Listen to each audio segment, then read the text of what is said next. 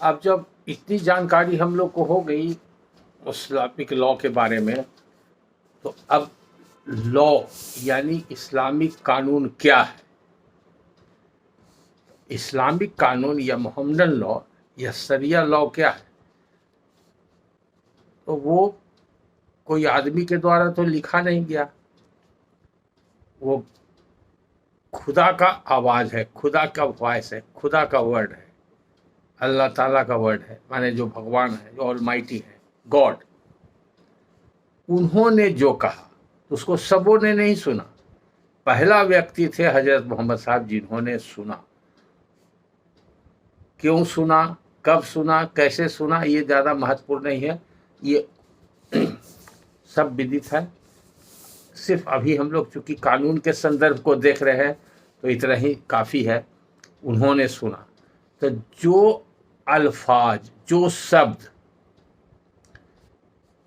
भगवान ने यानी कि अल्लाह ने हजरत मोहम्मद साहब को, प्रॉफिट साहब को जो सुनाई पड़ा, उनके द्वारा कहा गया और इनको जो सुनाई पड़ा, तो that is called word of the God.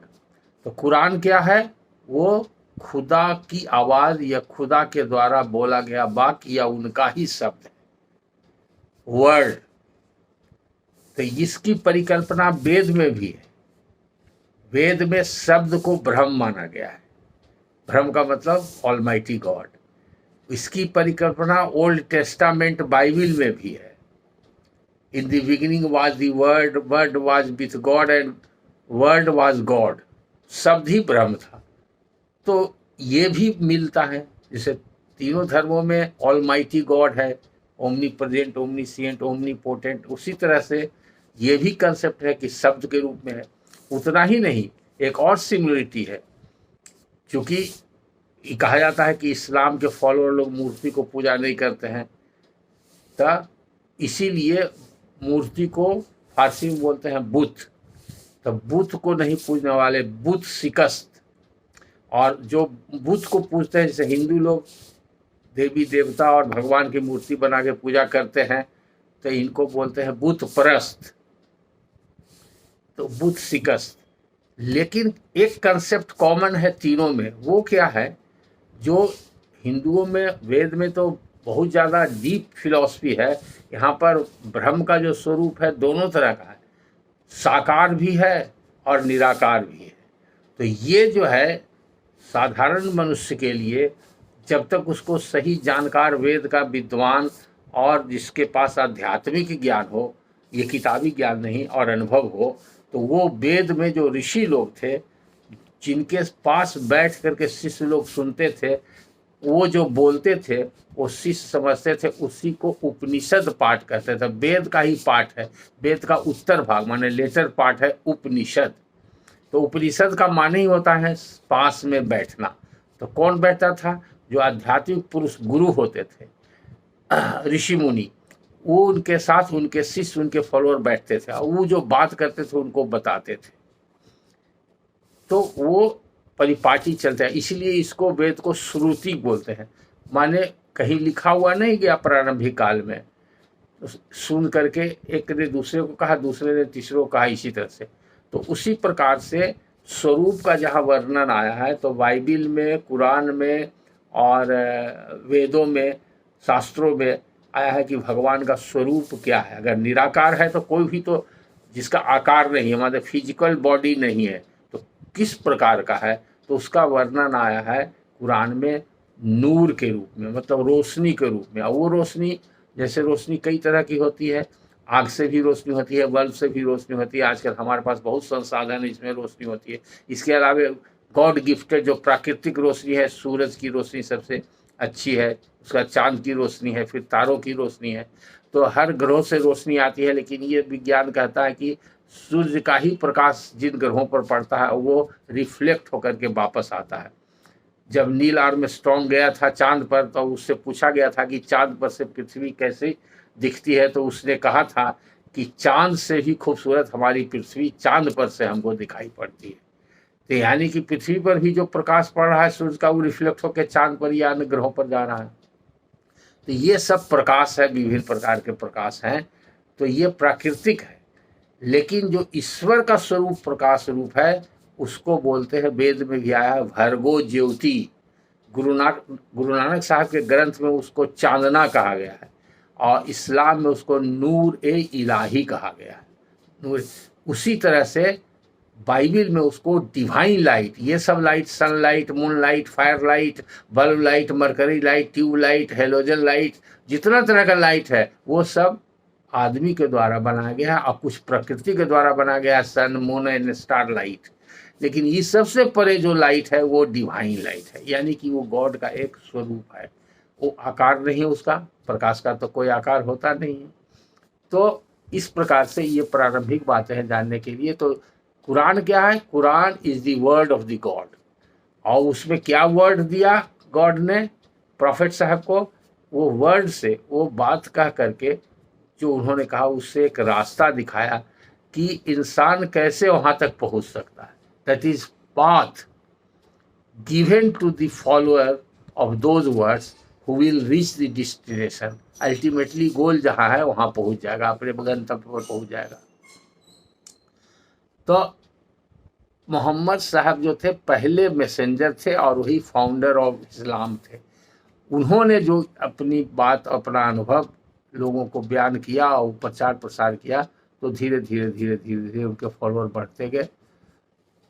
तो अब जो लॉ का रूप लिया तो उसमें कई पार्ट आ गए। तो मुख्य रूप से जो कुरानिक लॉ है, जो मोहम्मदन का लॉ है, वो लॉ है कुरान में कही गई बातें, वो लॉ हुआ। तो यह सोर्सेज ऑफ मोहम्मदन लॉ क्या हुआ? वही उसका ओरिजिन भी है और सोर्स भी है। तो पहला हुआ कुरान। दूसरा माना जाता है सुन्ना को। सुन्ना क्या है? जो रवायत, रीति रिवाज कायम हुआ फॉलोअर्स लोग के द्वारा, और उनके जो प्रॉफिट थे या प्रॉफिट के बाद के जो खलीफा लोग हुए, इन लोगों ने जो कार्य किया, जिस रास्ते पर चले, उस ट्रेडिशन को, उस प्रैक्टिसेस को, और जो अपना एक रास्ता कायम कर दिया, वो हजरत मोहम्मद साहब के बाद उसको हदीस बोलते हैं। हदीस जिसमें प्रैक्टिस एंड प्रेसिडेंट लिखा हुआ है, जो हजरत मोहम्मद साहब के बाद सुन्ना के कैटेगरी में ही हदीस आता है। उसका तीसरा है इजमा।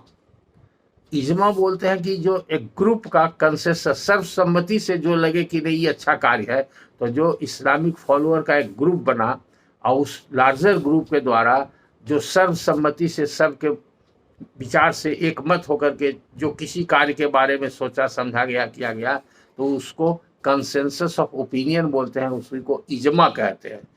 तो इजमा भी वो जो कानून का रूप धीरे धीरे स्वरूप बढ़ते गया, उसका दायरा बढ़ते गया, तो उसमें ये भी जुट गया। माने खुदा का सब जो कुरान में भी जुटा, वो जो ट्रेडिशन हुआ, जो खलीफा लोग और प्रॉफिट साहब ने जो कहा, जो किया, लोगों ने देखा और उसको फॉलो किया, जो सुन्ना के रूप में, वो ट्रेडिशनली, बाद में उसको लोग लिखे, बाद में लिखा भी गया, जिसको हदीस बोलते हैं। और कंसेंसस ऑफ ओपिनियन जो हुआ, वो उसको इजमा कहते हैं। और एक और भी है जिसको कियास बोला जाता है। कियास क्या है? एनालॉजिकल डिडक्शंस, माने विचार विमर्श करके उसके जो माने मतलब निकाल करके जो एक सिद्धांत बनाया गया, उसको कियास कहते हैं। तो मुख्य रूप से 4 तरह का जो सोर्स है वो उसी पर आधारित है, इस्लामिक लॉ, मोहम्मदन लॉ या शरिया लॉ। तो ऐसे ओरिजिनली शरिया का मतलब हुआ जो कुरानिक लॉ है, जो कुरान में कहा गया है, लेकिन उसका दायरा बढ़ते गया और इसमें सब मिल गया, और सभी मिल करके वो एक कानून का स्वरूप लिया। पहले रिलीजियस बुक जो पाए जाते थे, उसमें एक बहुत इंपॉर्टेंट है जबूर, दाऊद अली इस्लाम का, और तौरेत मूसा अली इस्लाम का। तो इनके जो फॉलोअर लोग हुए वो जीव लोग हो गए। और एंजिल, वो बाइबिल को ही एंजिल कहा जाता है, जिसे ईसा अली इस्लाम के नाम से लोग कहते हैं, लेकिन वो एक्चुअली जीसस क्राइस्ट, जो इस्लाम धर्म के, वो भी पैगंबर थे। और उन्होंने कहा सन ऑफ द गॉड अपने आप को कहा, और मैसेंजर ऑफ द गॉड भी कहा। तो इस तरह से 3 प्रमुख किताबें हैं। अब कुछ और जानकारी की बात है, जैसे वर्ड आता है काजी। तो काजी जैसे हम लोग के यहाँ सिविल कोर्ट में जज होते हैं, जो सिविल सूट डिसाइड करते हैं, तो ये काजी, बोलचाल की भाषा में लोग जाते हैं कि काजी का कोर्ट लगा हुआ है। तो काजी को सिविल डिस्प्यूट में, जितना भी सिविल डिस्प्यूट होता था उसमें काजी को फैसला देने का अधिकार था, वही जज माना जाता था इस्लामिक लॉ में। तो अरब में, फारस में, टर्की वगैरह ये सब में वो काजी का कोर्ट चलता था और आज भी चलता है, और वहाँ पर बहुत से मामलों में काजी कोर्ट के द्वारा फैसला किया, यानी कि काजी के द्वारा फैसला जाता है। उसी तरह से एक होता है मुफ्ती। ये कोई विद्वान होते हैं, जिसे अंग्रेजी में हम लोग कहते हैं जूरिस्ट, कानून के जो विद्वान हैं उनको जूरिस्ट कहते हैं। तो इस्लाम में या मुस्लिम कम्युनिटी में जो विद्वान होते हैं उनका ये काम है कि इसका ज्ञान, यानी कि कुरानिक लॉ का ज्ञान पूरा उसका प्रचार प्रसार करें, और वो देखें कि काजी उसी कानून के हिसाब से अपना न्याय करने का काम करते हैं या नहीं। उसके संबंध में मुफ्ती उनको राय दे सकते हैं, और मुफ्ती के बताए अनुसार काजी कार्य कर सकते हैं, क्योंकि वो इस्लामिक स्कॉलर माने जाते हैं। तो सऊदी अरबिया में अभी भी शरिया लॉ के हिसाब से दोनों तरह का कोर्ट चलता है, क्रिमिनल कोर्ट भी और सिविल कोर्ट। और वहाँ का जो सिस्टम है कानून का, उसमें जो उसका लीगल हेड होता है, लीगल सिस्टम में वो वहाँ का जो राजा होता है, किंग, वही होता है हेड। और वो फाइनल कोर्ट ऑफ अपील है, काजी का फैसला हो गया उसके बाद अंतिम निर्णय वहाँ का जो राजा या बादशाह होता है वो होता है। उसी तरह से कुछ शब्द मिलेगा आपको, मौलाना लोग नाम के आगे भी लगाते हैं, या हम लोग बुजुर्ग लोग को मौलाना कहते हैं, इस्लाम को मानने वाले जो बुजुर्ग व्यक्ति हैं। तो एक तरह का ये सेंट्रल एशिया में और भारतवर्ष में ये जो इस्लामिक कानून मानने वाले जो लीडर थे और सम्मानित व्यक्ति थे, उनको एक तरह का ये टाइटल है, सम्मान है, तो उनको मौलाना कहा जाता है। जैसे पंडित, पंडित तो अब हम लोग ये गलती से समझते हैं कि पंडित ब्राह्मण जात के लोग कहते नहीं, विद्वान लोग को पंडित की उपाधि लगाती है नाम के आगे। जैसे जवाहरलाल नेहरू के आगे भी था पंडित जवाहरलाल नेहरू, ऐसे बहुत सारे विद्वान लोग थे जिनका पुराना समय में नाम के आगे पंडित लगता था, और बाद में फिर उस समय भी था द्विवेदी, त्रिवेदी, चतुर्वेदी। तो ये सब सम्मानजनक सूत्र है।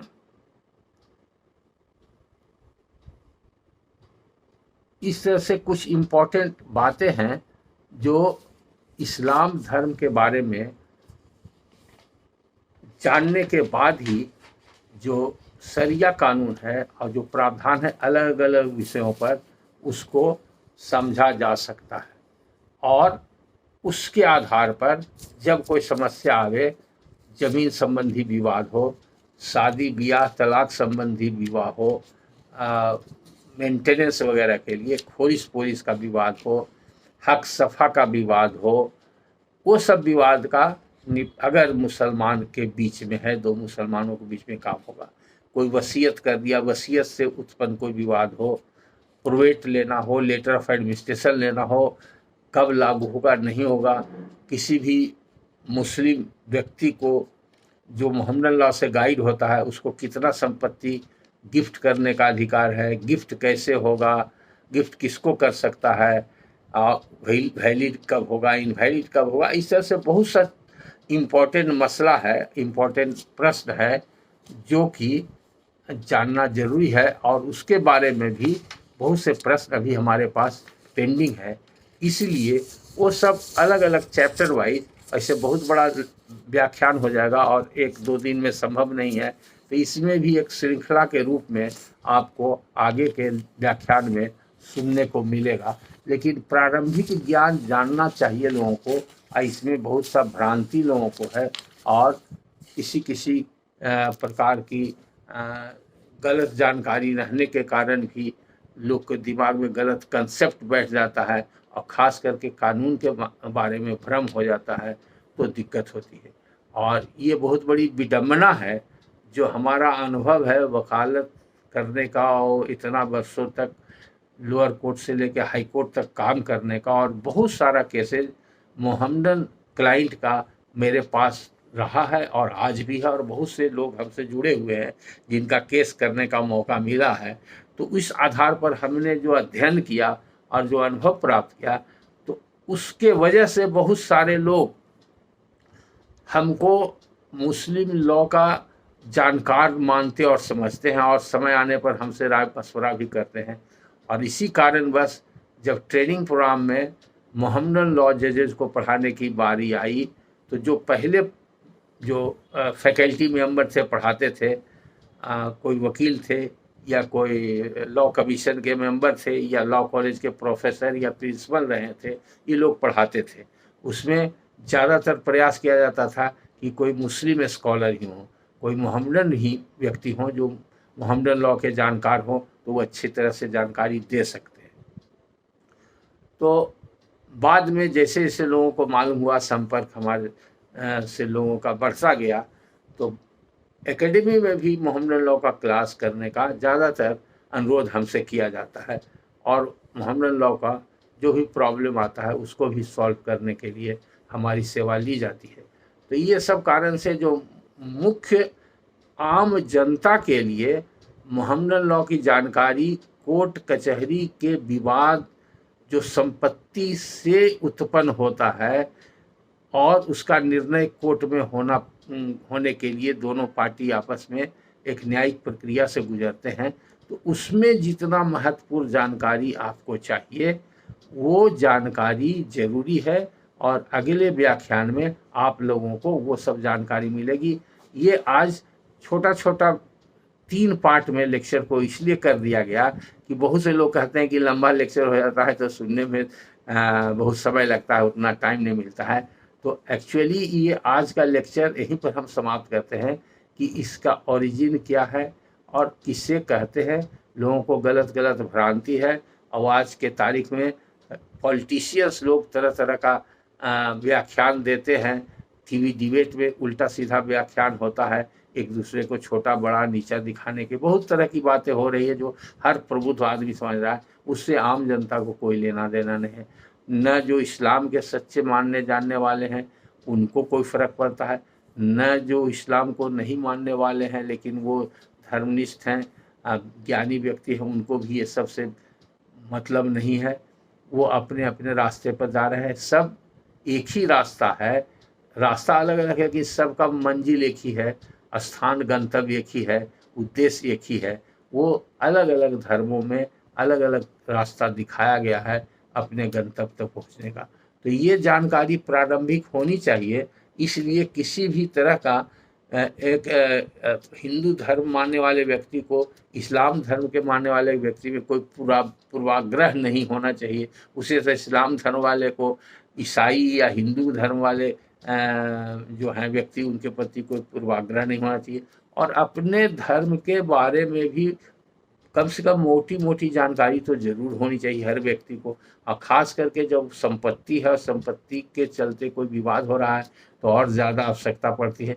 इसलिए इस व्याख्यान के जो आगे वाले व्याख्यान आएंगे मोहम्मदन लॉ से संबंधित, तो उसमें हम सब्जेक्ट वाइज या चैप्टर वाइज आगे के व्याख्यान में बताएंगे। तो आज ये छोटा सा परिचय आप लोगों को शरिया लॉ या इस्लामिक लॉ या मोहम्मदन लॉ जो कहिए इसके बारे में origin and concept of Mohammedan law का ये लेक्चर 3 पार्ट में छोटे छोटे पार्ट में समाप्त होता है। अब अगले लेक्चर में मिलेंगे। Thank you.